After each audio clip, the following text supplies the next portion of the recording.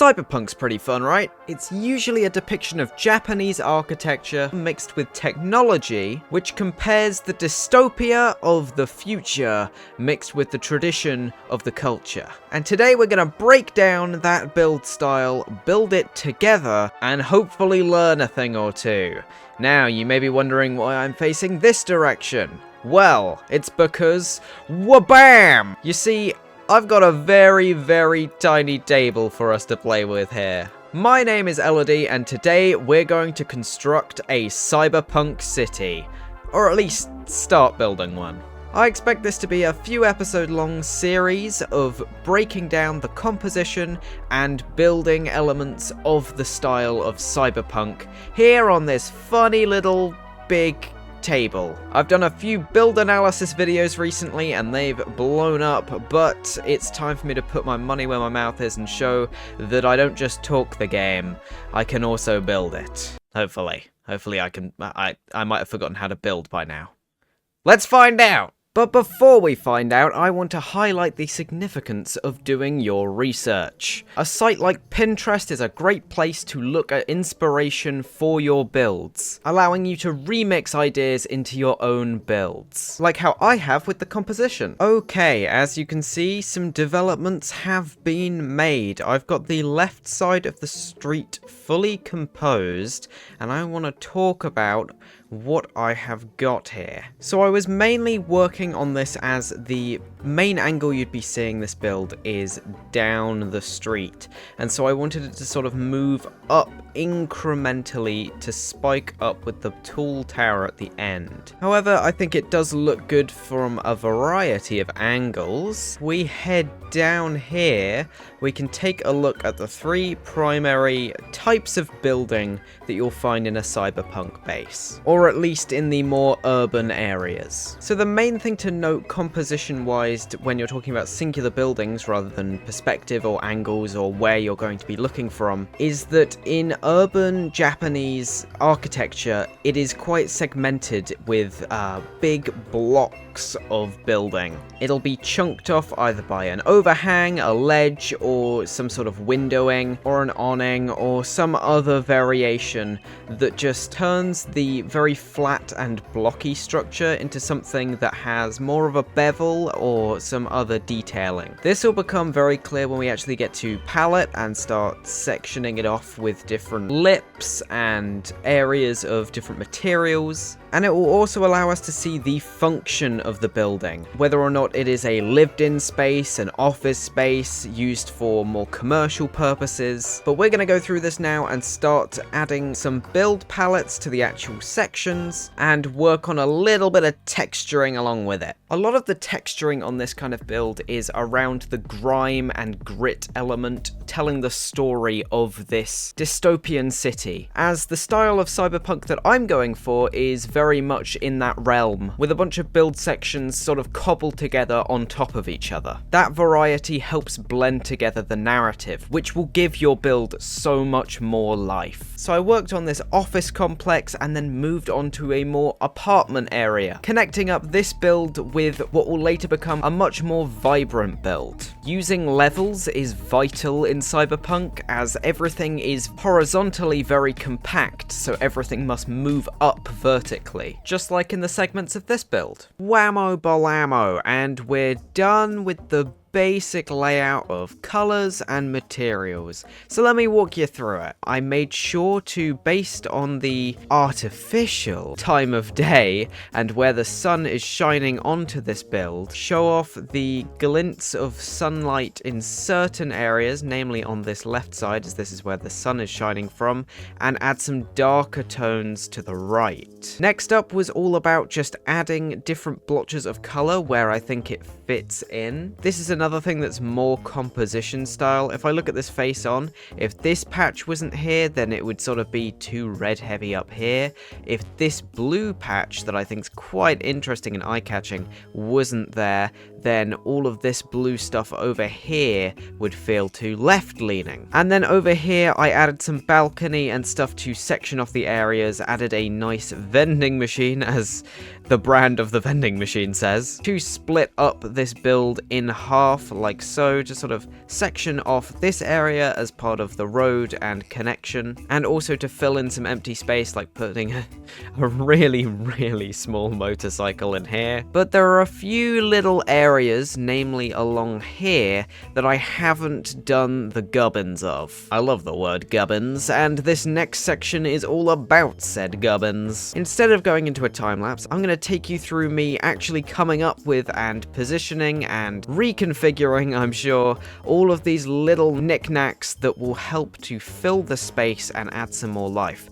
It is very easy to overdo this and add too much stuff going on, but the main thing you're looking for is to create this basic pattern of shapes and then interrupt it by one variation. For instance, we've got these open windows and then something blocking it just to add a little bit more going on down here. Anyway, gubbin time! Looking at my mood board on Pinterest, I've seen a design that I want to try and replicate, or at least take inspiration from, using chains and levers to emulate wiring going up the side of this building. Add a few knickknacks in there just to add a little bit more. Hook this up, and let's get to work. So I am going to be using a little bit of trickery here because this is a creative build, and I am going to use the debug stick, which will allow me to essentially rotate this off of where it could go normally. Before anyone says this is cheating, there are no rules to building, and any rules in building are meant to be broken.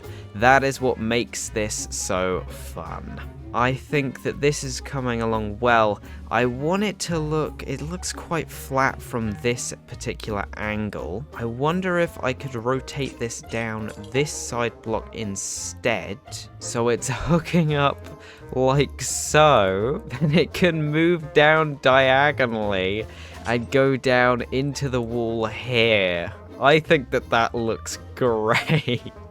We can have another one coming up this way and reaching up to our roof area. Do a little bit of wiggling and one-angling. In fact, this one will probably look better if we change it to be like that. There we go. We can hook that into there. And now we got some cool electrical gubbins going up the side. Gubbins. I wonder what an odd wall would look like. That doesn't look too bad because it looks like it's being clamped in.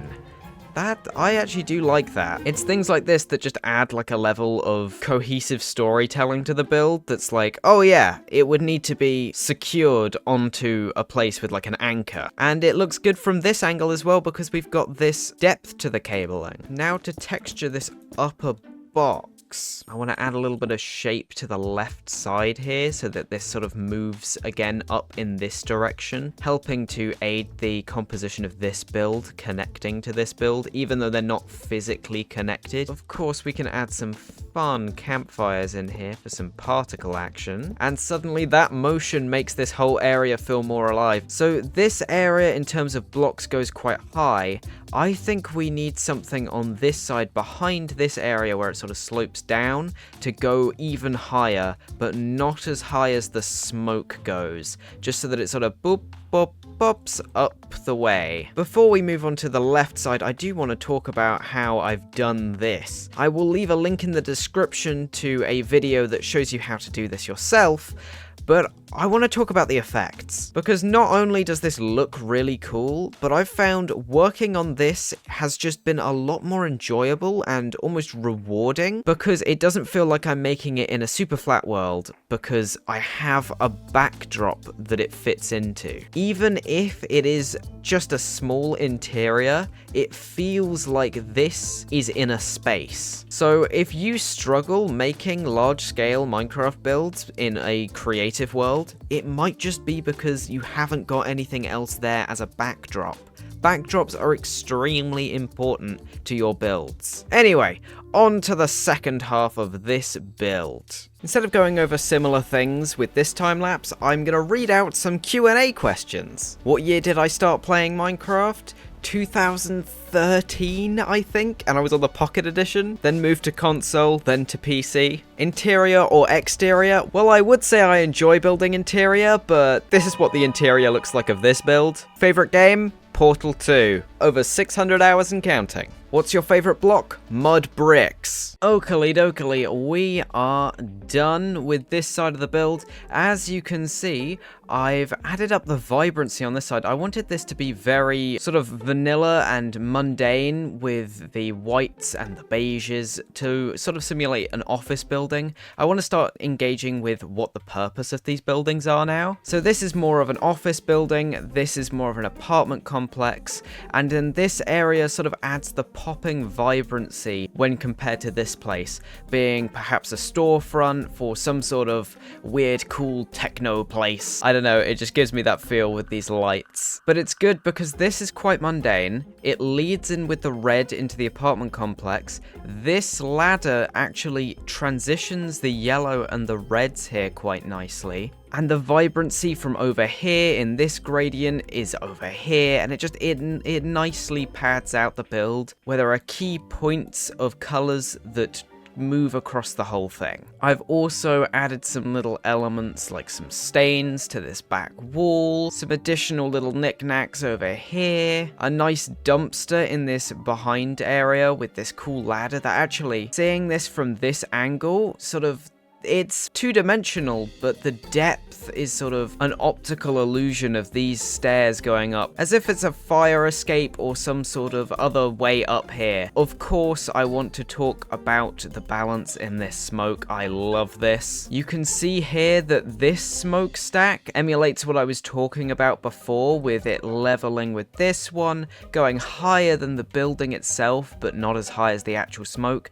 I think that that adds the much-needed thing that we needed to the back of just like something else going on here. But it also works on this degree where you can see that despite the fact that there is one here that helps to separate these two areas and have something going on in the back, they are directly behind each other. From this perspective, I think I know I've done well when this area is actually just fun to parkour around, almost like it's straight out of a free running game. I want to talk about the elephant in the room, which is my face being here. I've placed this here because I want to cover up this blank space here with a little bit of graffiti, and I thought it would be cool to sort of have my face in there, but not in its entirety, almost as if it's sprayed and weathered and dripping and not all intact. So I've picked out some blocks here. I've mainly gone with the least noisy and least textured blocks so that they can look more like they fit in with the wall's material. The only exception to this is the amethyst, but there isn't really a color that does anything else, and these are meant to be highlights in the eyes anyway, so I don't think it really matters. But I'm gonna go through the process now of trying to put this on the wall without it being too distracting. I think that it will work fine though, because it is in this darker space and won't draw too much attention from any of the front angles. Actually, using light blue terracotta does work here. It does replicate that sort of light purpley color when in contrast to the other colors that are around it in this space as well. I think it is because it's overly dark, so it makes you think that, oh, it's just a toned down purple. And that fixes the issue of there being too much texture and noise in the amethyst blocks. So that actually looks really good, I think. That's surprisingly subtle. I know I keep zooming in on it to have a look, but like, that just blends in if you look at the rest of the build. Adding a little bit of depth, making this thing not look like it's meant to be presented from a particular angle, but like a lived-in space with little nooks and crannies and secrets to find. That's sort of what brings Cyberpunk together, I think. It's all of the little gadgets and gizmos all working as if they have a purpose in amongst themselves, rather than all necessarily being connected up. This works independent of this, but together they work to make a singular image that is filled with life. On the opposite of being filled with life, let's talk about this building here. I want this to be very cut and dry, modern, futuristic. This is the most upheld of establishments here in the city. These are meant to be like office buildings that aren't very well maintained. They've been bought out by shops at the bottom. It's all sort of rigged up to different buildings that don't necessarily serve even similar purposes to each other to emulate that sort of dystopia society. Whilst over here, it's pristine, whilst still having little subtle signs of the true dregs beyond it. Nothing's gonna be perfect, but this is going to be trying to be perfect, whilst this isn't. Whoever's running this place wants it to look good. Whether or not it does so, let's find out. What got me into starting this YouTube channel? Editing inspiration? Well, I have been doing YouTube since 2016, all on one YouTube channel for about 9 years, and it turns out putting a bunch of content from a bunch of different niches in one area is not a good way to grow a channel. So I decided to lean fully into my love of Minecraft content and started this one. Current inspirations, Smallish Beans. He's so cool and handsome. And also my favourite hermit. Sorry, B-dubs. Do you think you will join Hermitcraft? Well, I think it's very important to have goals and dreams in your life, but those are very separate things. It would be an absolute dream to join Hermitcraft, but I have no control over that, so I'd rather focus on the goal of making my content and me as a person as good as the people that get into Hermitcraft. Is your skin inspired by B-dubs? No, but this one is. Sorry, I'll put it away. If you have any more questions, leave them in the comments and I'll get to them next time. Alright, so I've done the general texturing for this building, but I want to go through the actual process together of dirtying this up and making it fit more into the environment, because right now it is a massive contrast. We've got some more gubbins around the side here. I wanted to add like a patch area where the sort of the paint isn't there to communicate that this is the side of the build that is specifically not thought about people seeing. Like, this is the main street. The company isn't going to be concerned with what's being seen in the back lines or anything like that. But now we're going to grime up this place a bit more, have it fit in with this one.